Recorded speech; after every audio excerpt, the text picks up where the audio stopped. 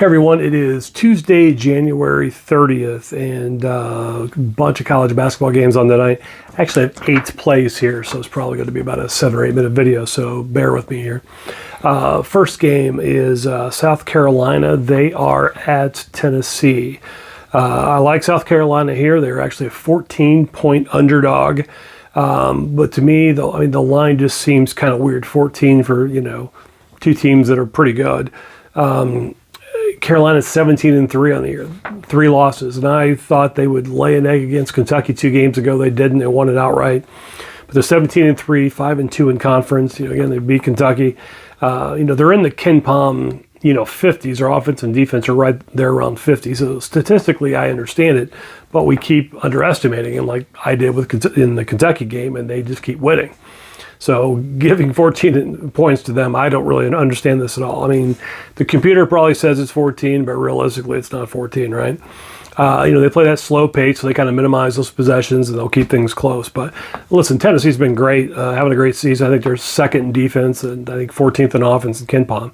They're a top 10 team in college basketball. Totally understand it, but they're not 14 points better. They won it by 15. I'll apologize, but there's no reason to think that South Carolina's going to get beat by 15 points tonight. So I will take South Carolina, and I will take the 14 points. Game 2 is Marquette at Villanova. Kind of a similar thing. Marquette I know they're on the road in a Big East game, a conference game, but they're getting a 1.5. Marquette is clearly a better team. Villanova just keeps disappointing, and somehow they're favored. I know it's a road game. I know they're Villanova, but they're not Villanova this year, right? So Marquette's, they're 15-5. They've even played better of late. They've won 4 straight, including Villanova at home by 13 points here a couple of games ago. Villanova's, they're 11-9 on the year, so they're barely 500. They've lost 4 straight. Have no idea why they're favored here, but I will take the better team, and I'll take the 1.5, even though it's a conference road game. Similar thing here is the game 3 is Syracuse at Boston College. Syracuse on the road, conference game, but they're getting 4 points. Better team getting 4 points. I'm going to take it. I don't care if it's on the road. They're 14-6 on the year, 5-4 in conference, and they've already beat Boston College by 10 points already. At Syracuse, totally understand it, but it is what it is. BC, they're 12-8 on the year, 3-6 in conference. So of course they played more, poorly as they're playing tougher competition. It's just 2-4 in their last 6 games. Both those 2 wins were against Notre Dame, so they almost don't count. In 4 of those 6 games, they scored 63 points or fewer. So again, not playing well. They're not scoring a lot. So again, I'll take the better team. I'll take the points on the road. I don't have a problem with that. Game 4 is actually Central Michigan. So I've got a home favorite here against Northern Illinois. Central Michigan, it's -3.5. So they're giving 3.5 points here. Northern Illinois have just been horrible this year, particularly defensively. 6-13 on the year. They have lost 9 straight. They allowed 80 points or more in 6 of those, and then I think it was like 71, 73, and 75, I think, in the others. So they're giving up at least 71 points in this game and 80 in 6 of the 9. So their defense has been horrible. They're just losing. They're not, semi-competitive in half these. So Central Michigan, 11-9 on the year, so they're barely 500, but they have won 6 of 7 games, so they are playing better of late, playing well defensively. In those 6 wins, nobody has scored more than 65 points in any of those, so playing well. Like I said, they're playing well defensively, holding teams down, and of course, Northern Illinois is giving up a ton of points. So it's Central Michigan giving 3.5 at home. It just makes sense. Game 5 is actually Bowling Green at Ball State. Total is 149.5, 149.5. I like the over here. It's essentially a 76-74 game. So how do we get to 150? If you actually look at the Ken Palm ratings, it's kind of a little bit of hit and miss. There's a couple of subpar or sub-200 offenses, also sub-200 defenses, which is nice. Pace is kind of there in the middle.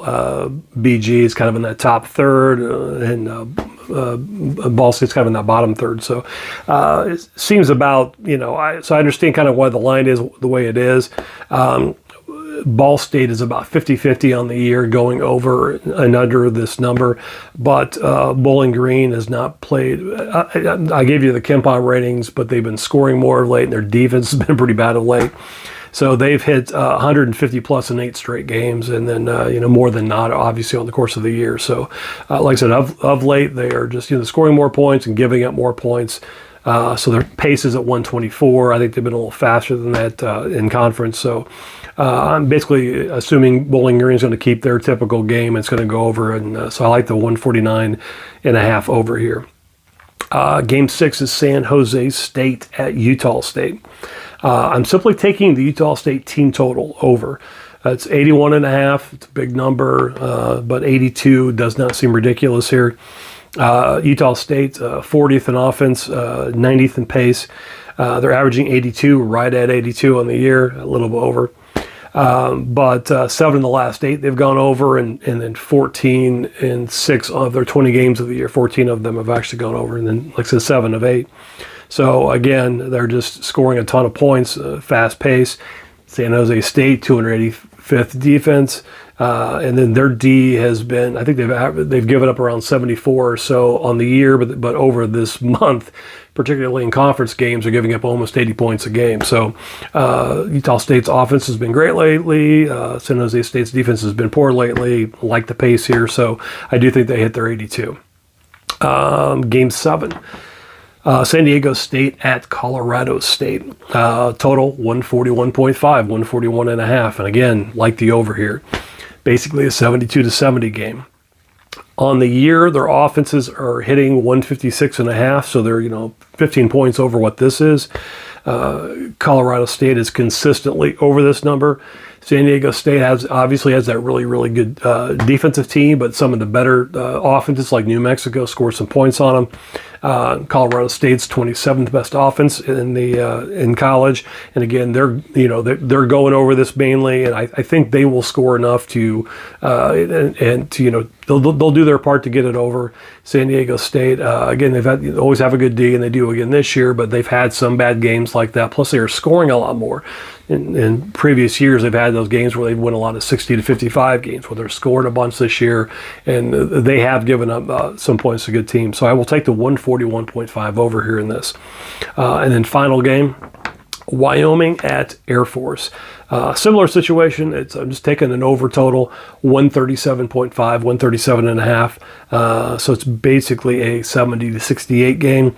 If you look at what the both teams have averaged this year, offense and defense, they're both over this total. Wyoming 16-4 over this total for the year. Air Force 9-2 over the last 11 games. So it's a lot of this is how Air Force has played recently. Scored more points, given up more points. So like I said, they're both consistently going over this number. No reason for me to think it won't go over. So 137.5, taking it over. So it's 8 games total. If you guys don't mind hitting the like and subscribe button, I do appreciate it, knowing that people are actually watching the videos, and hopefully you can make some money doing so. I do appreciate